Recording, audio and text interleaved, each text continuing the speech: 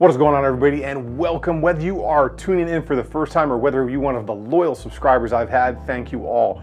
We're going to go over something today that is very important, whether you are buying your first pistol, just got your first pistol, or you are looking at getting into something, or even if you are an old-time pistol owner.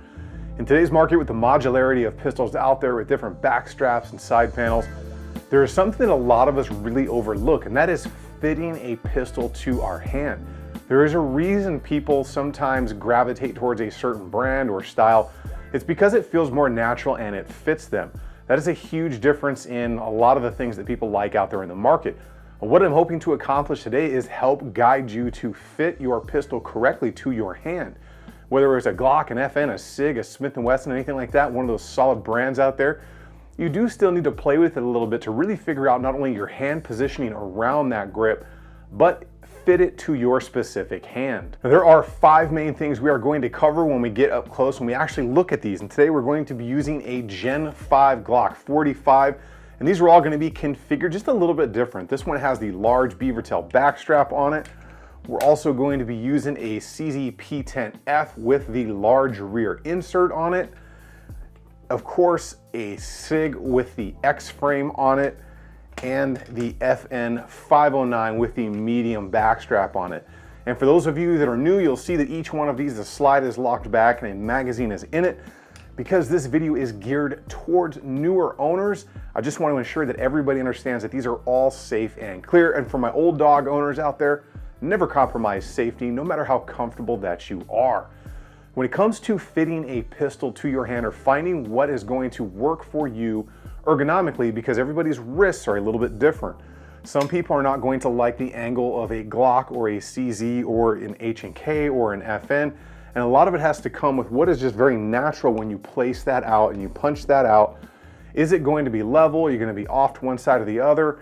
If you're off really, really high up and down, maybe the angle of that grip is not going to work for you. If you were off a little far left or right, most of that can be fixed with your placement, maybe a back strap or a side strap.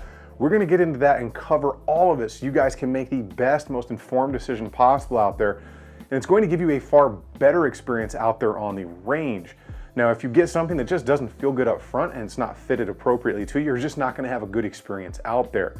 The goal of this video is to get you in what you need to fit your ergonomics and your hand, but also to give you a positive experience out there on the range so you stay in the Second Amendment community. Before we get into these things and check them all out up close, make sure you guys are subscribed to the channel, give the video a like, and definitely turn the bell notification icons on.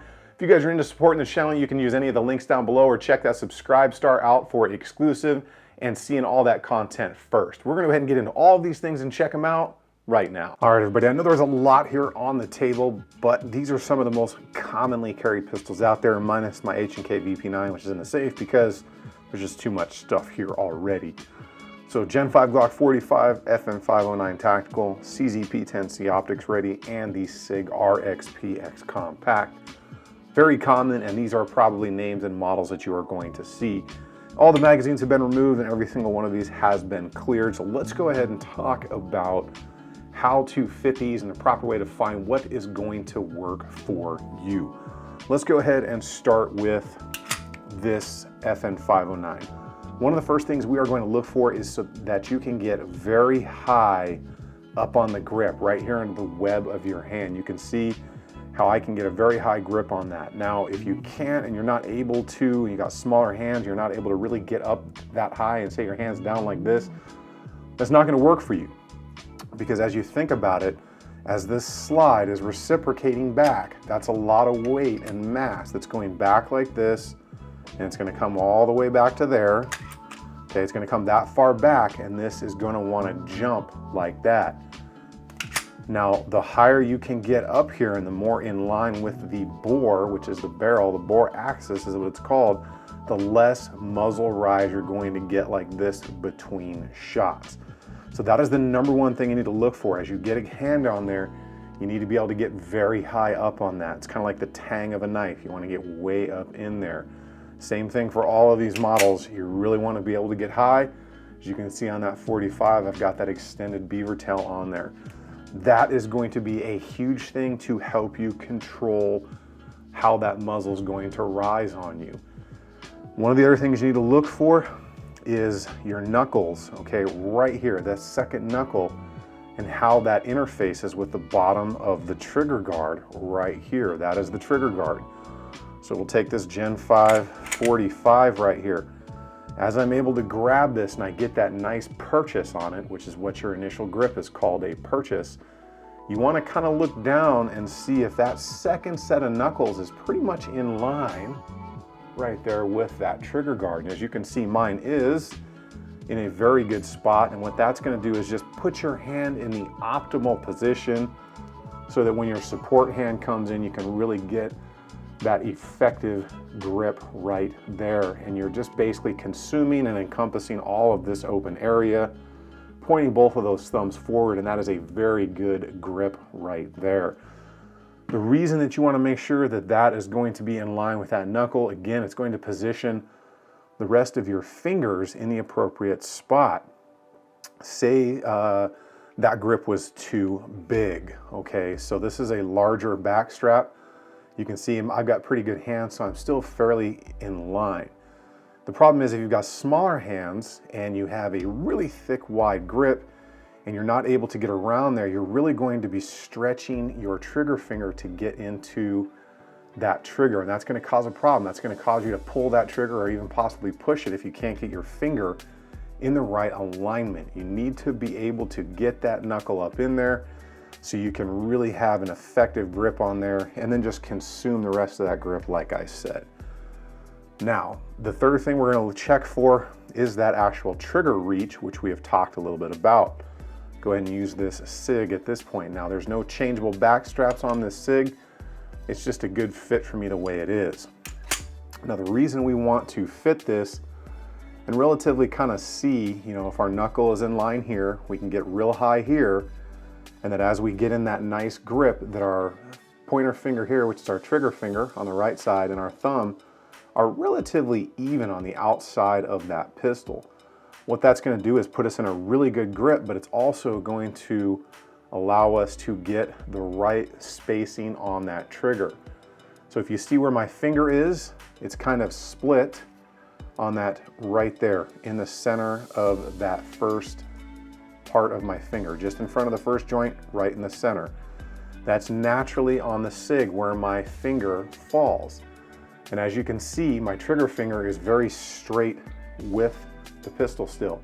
It's not way out like this, and it's not way inside like this. So if this grip was too small and my finger was way in here like this, that's gonna cause accuracy problems. If this grip was really wide and thick and I was just struggling to get my finger on there, and say my finger was just barely on it like that, that's gonna cause, again, some accuracy issues, and it's just not going to feel right in your hand. Now, the second hand and that pointer finger, like I talked about with all of these pistols, they're set up to where, as I get my grip on here, they're relatively even. My thumb is always a little bit further forward because I'm able to really cant that wrist forward in there. This is going to align, think about it, everything is pointing towards your target, and if you naturally just point at something, you're going to be on it. That is part of the reason this is such an effective grip. And also it just gives you the maximum feel, because as you're firing this, energy wants to escape, anywhere you don't have pressure. So that's going to give you the maximum effectiveness there.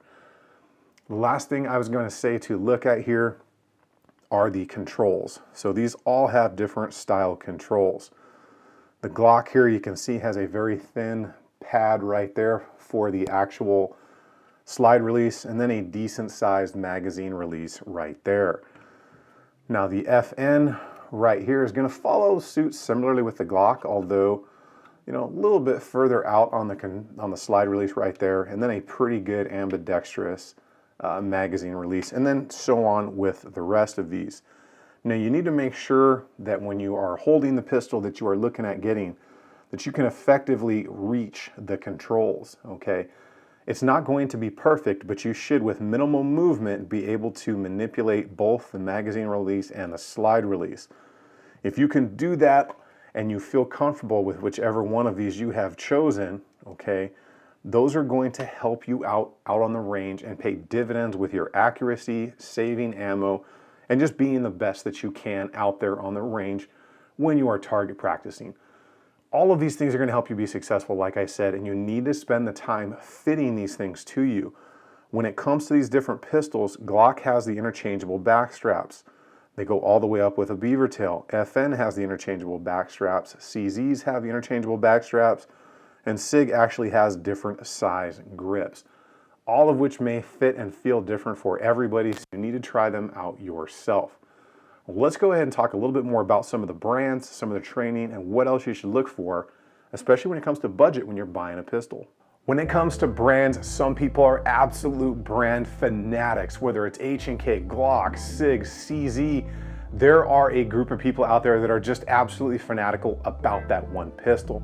I like a ton of different brands. If you can't see from what you saw up there, from FN to Glock to SIG, what you need to do is really get into a store. A store is generally going to allow you to touch these, feel these, point them in a safe direction, test that trigger out, and find out what is best going to feel good in your hand and ergonomically work, so as you naturally aim that out, you're going to be right on target. Now, when it comes to budget, get the most you can for your money, and do not be afraid to look at used or trade-ins. As long as they're in good condition, you're probably going to have a really good experience if it's one of those better brands. You know, if you're working on a really tight budget, there are some brands and some pistols out there. If you do some research, they're a pretty good little budget find. Something maybe like the Taurus G3 or the G2C. I know a lot of people have had really good experiences for them, and you can get those in the sub $300 price range.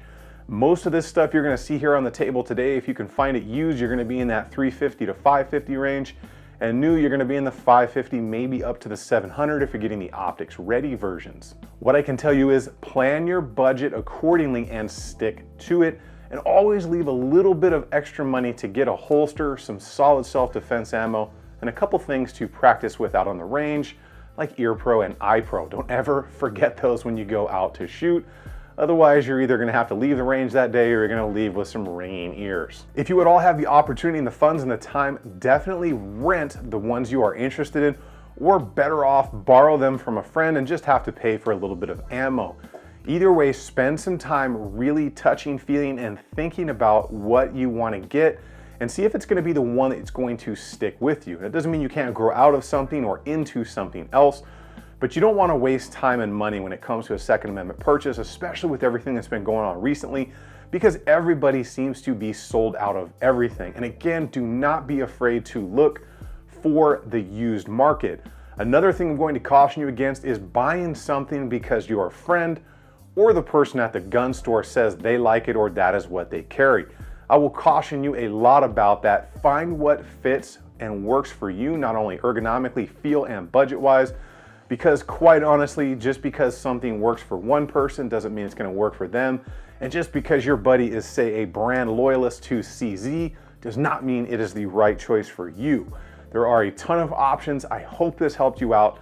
Definitely subscribe to the channel, turn the bell notification icons on, leave me a comment down below what you are interested in seeing next if you're a new owner, an old owner, and let me know if you've already purchased, what your experiences have been so far. You guys get out there and enjoy some range time. Remember, if you stay ready, you ain't got to get ready, and I will see you guys on the next one.